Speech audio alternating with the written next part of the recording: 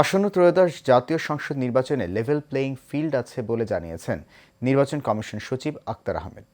বাংলাদেশে অবস্থানরত বিভিন্ন দেশের কূটনীতিক ও রাষ্ট্রদূতদের সঙ্গে ইসির বৈঠকে বিষয়ে জানতে এক ব্রিফিংয়ে তিনি কথা বলেন। এদিকে নির্বাচনের পরিবেশ ভালো আছে জানিয়ে নির্বাচন কমিশনার আব্দুর রহমানের মাসুদ বলেন, ঋণ খেলাপিদের বিষয়ে সচেষ্ট কমিশন।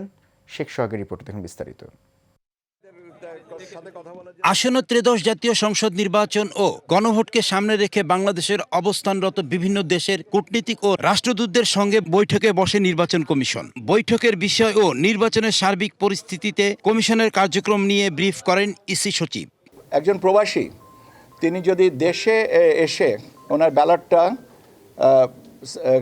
পোস্ট করেন, সেটা গণনায় হবে কিনা? উত্তর হচ্ছে না। এ সময় ইসি সচিব জানান, সার্বিক পরিস্থিতি নিয়ে কূটনীতিকরা সন্তুষ্ট। জানান, এখন পর্যন্ত নির্বাচনের লেভেল প্লেয়িং ফিল্ড আছে। আমাদের দিক থেকে সর্বোচ্চ চেষ্টা থাকবে যত দ্রুত আমরা এটা করতে পারি, এবং গণভোট এবং জাতীয় সংসদ নির্বাচন এর ভোট গণনা কনকারেন্টলি হবে, পাশাপাশি হবে। আজকে থেকে শুরু হয়েছে দেশের মধ্যে পোস্টাল ব্যালট বিতরণ। উল্লেখ করে তিনি বলেন, প্রবাসীদের আচরণবিধি লঙ্ঘনের দায় ব্যক্তি নিজের। আমি যদি বিদেশে থেকে আচরণবিধি লঙ্ঘন করি, আমি একজনের পক্ষে প্রচারণা করলাম, সেটা তো প্রচারণাটা একটা জিনিস, আর আচরণবিধি ভঙ্গ করা একটা জিনিস। যে আচরণবিধির ভঙ্গটা হচ্ছে ব্যক্তির পর্যায়ে। এদিকে নির্বাচন কমিশন আব্দুর রহমান মাসুদ বলেন, ঋণ খেলাফি যাতে নির্বাচনে অংশগ্রহণ না করতে পারে সেজন্য সচেষ্ট কমিশন।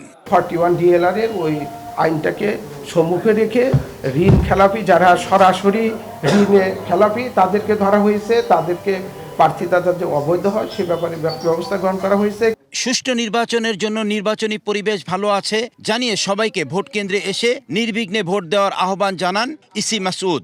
যে ভোটারদের বলবো যে নির্বিঘ্নে আপনি যাকে পছন্দ হয় আপনারা দয়া করে ভোট কেন্দ্রে আসবেন, ভোট দিবেন, আপনার পছন্দ মতো লোককে আপনি নির্বাচিত করবেন।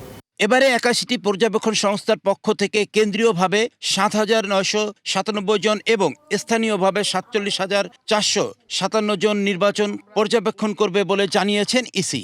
বাংলাদেশে বর্তমানে যে সমস্ত দল তাদের রেজিস্ট্রেশন বহাল আছে, প্রত্যেকের জন্য সমান সুযোগ আমরা সৃষ্টি করেছি। শেখ সোহাগ, এশিয়ান টেলিভিশন, ঢাকা।